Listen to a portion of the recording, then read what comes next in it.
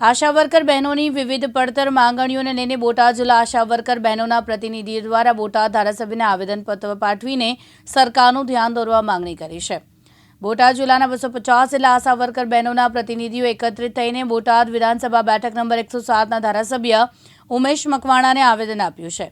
આશા worker બહેનો ધારાસભ્યની કાર્યાલય ખાતે પહોંચી કાર્યાલય ઇન્ચાર્જને આવેદન પાઠવીને જણાવ્યું કે આશા ફેસિલિટર બહેનોની પડતર માંગણીઓ અને અવાજ સરકાર સુધી પહોંચાડવામાં આવે, વિધાનસભામાં પ્રશ્ન રજૂઆત કરવામાં આવે।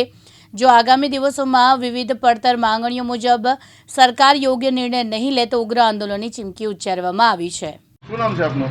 મારું નામ હંસાબેન છે। હું અર્બન 3 બોટાદ અર્બન 3માં આશા તરીકે ફરજ બજાવું છું। આવેદન આપવા આવ્યા છો આજે? હા, અમારા આવેદન આપવામાં આવ્યા છે। અમે આની પહેલાં અમે કલેક્ટર સાહેબને પણ આવેદન આપ્યું હતું 15 દિવસ પહેલાં, અને બોટાદ જિલ્લાના પ્રતિનિધિ તરીકે અમે ધારાસભ્યને પણ આવેદનપત્ર આપવામાં આવ્યા છીએ। અમારી જૂની પડતર માંગણી છે જે સંતોષાતી નથી, બરાબર। અમને ફિક્સ પગાર કરવામાં આવે અને અમારો જે 50%નો વધારો બાકી છે તે 12 મહિનાથી ચૂકવવામાં આવ્યો નથી, અને અમે જે પાયાના કર્મચારી છે અને જે અમને માનદ વેતન મળવાનું થાય એ પણ પૂરતું મળતું નથી। તમારી શું માંગણી છે?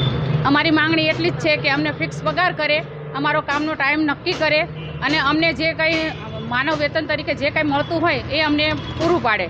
આવનાર સમયની અંદર આપણી માંગ નહીં સંતોષાય તો જો આવનાર સમયની માંગ અમારી સંતોષાવા નહીં આવે તો અમે ઉગ્ર આંદોલન કરશું અને અચોક્કસ મુદતની હડતાલ પણ કરીશું। શું નામ છે આપનું? મારું નામ સવિતાબેન ભનુભાઈ ઝાપડિયા, ગામ લીંબાળી, સબ સેન્ટર લીંબાળી। આજે તમે ધારાસભ્યને આવેદનપત્ર આપવા આવ્યા છો, કેવી માંગણીઓ છે અને કેટલા બહેનો આવ્યા?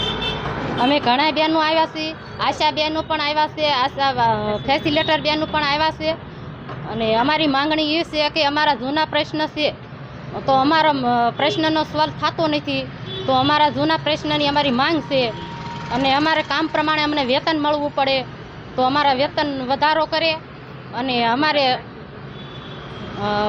ઘણા પ્રશ્નો છે। શરૂઆત કહેવાય છે કે કર્મચારી, પાયાના કર્મચારી, તો અમે કઈ રીતે પાયાના કર્મચારી સીવી?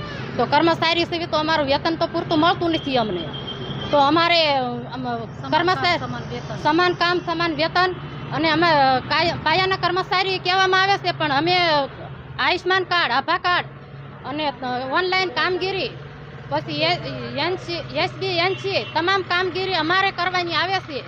ઓનલાઈન કામ અમને આવડતા નથી બરાબર, પણ ઓછું ભણેલા છીએ એટલે પહેલાં ઓછું ભણેલા લેતા હતા એટલે કામ ઓનલાઈન કામ અમારથી નથી પૂરતું થતું, તો અમને એવું કહેવામાં આવે છે કે ઓનલાઈન કામગીરી તમારે કરવાની, અને એ છતાંય તે 12 મહિનાથી અમારા